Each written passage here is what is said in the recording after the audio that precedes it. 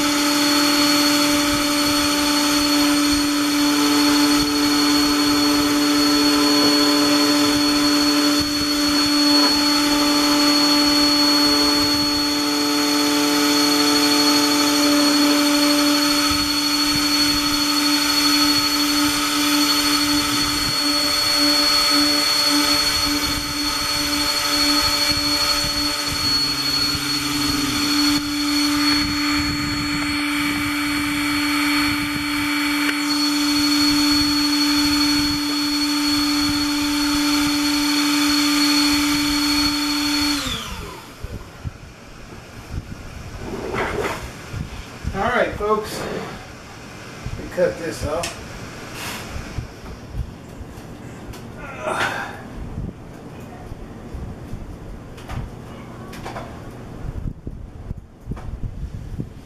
Okay, that's finished. Let me push this back out of the way here and take it up. First, let me do a little vacuum.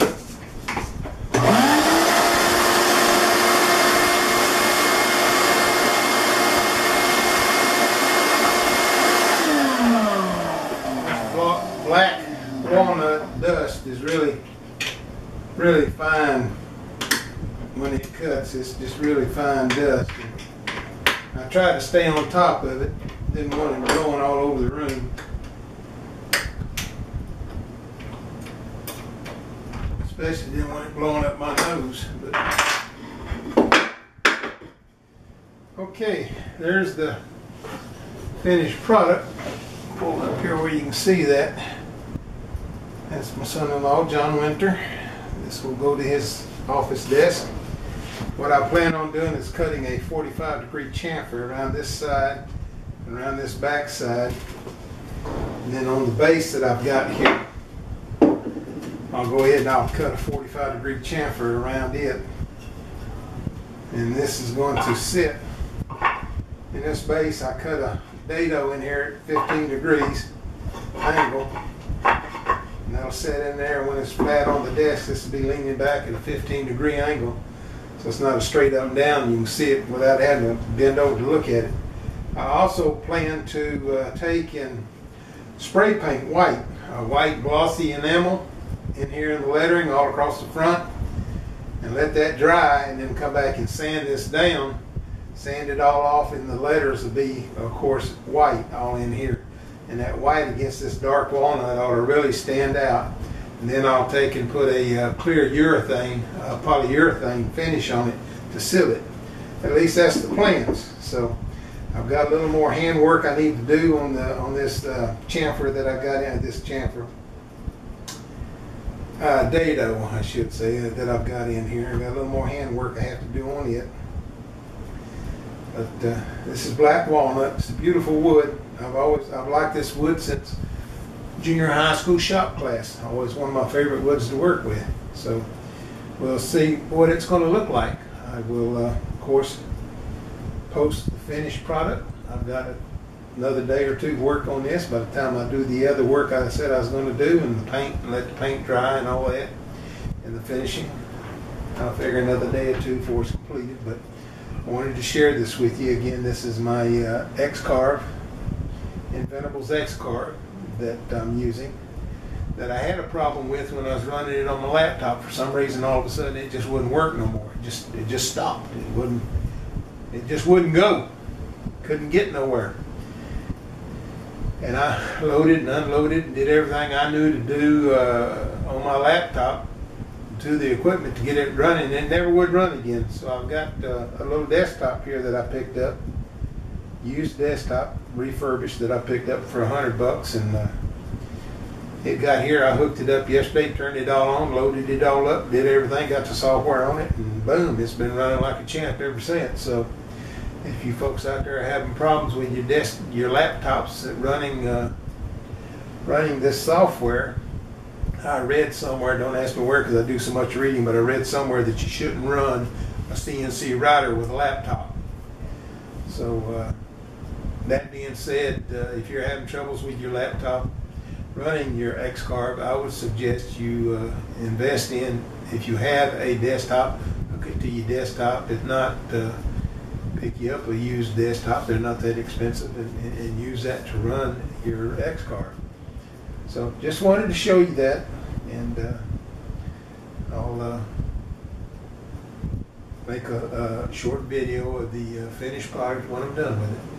For now, this is a CNC woodworker, and we will talk to you later.